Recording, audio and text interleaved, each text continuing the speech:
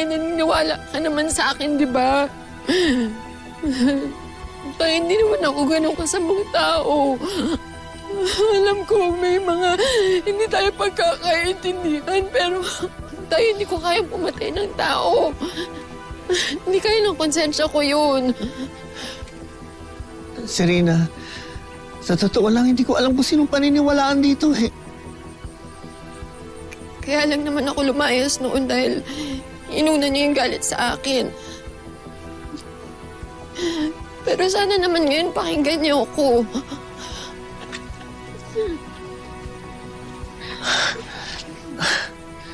Sir Enrico, hindi ko siguro kakayaning makita nakakulong ang anak ko. Baka naman may katotohanan doon sa mga sinasabi niya. Hindi kaya, Beverly?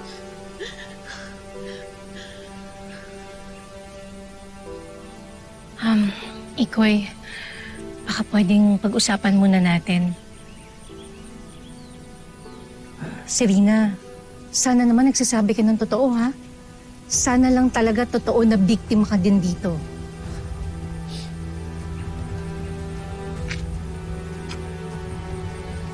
Chief, sige muna na kayo, mag-usap muna kami. Okay, sir.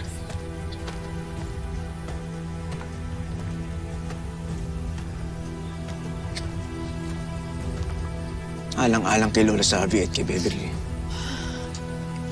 Salamat. Salamat. Ititigil ko muna ang pag-iimbestiga para sa'yo. Pero, kapag minalaman ng mga pulis na may kinalaman ka sa lahat ng ito, ako mismo ang papakulong sa'yo. Salamat, Enrico. Pinakinggan mo ako. Masaya ako na nahanap mo na yung anak mo. Hindi dahil ibig sabihin nito okay na tayo. At pinatawad na kita.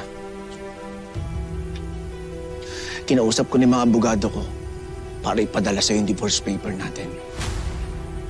Sandali. Divorce? Makakikipaghiwalay ka sa akin? Nakipagrelasyon ka tayo ron, di ba? Hindi na kita kaya makasama, Serena.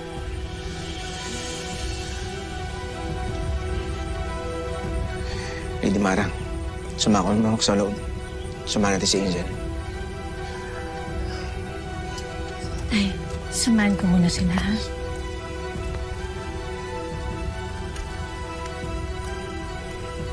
Tay. Tay. Anak, Bakit naman ganoon? Bakit makikipaghiwalay pa rin sa akin si Enrico? Serena, anak. Kailangan mo rin naman harapin eh. Ang bunga ng lahat ng pinaggagawa mo. Alam mo naman yun. Pero hayaan mo. Kahit na nadapa ka, nandito pa rin ako sa iyo. At ang ate Beverly mo, at ito kami para sa iyo.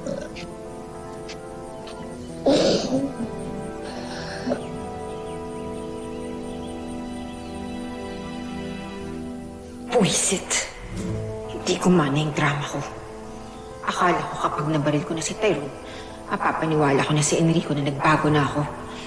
Hindi pwedeng hiwalayan ako ni Enrico. Hindi pwedeng mawala sa akin ang pagiging Monteverde. Hindi ako babalik sa hirap.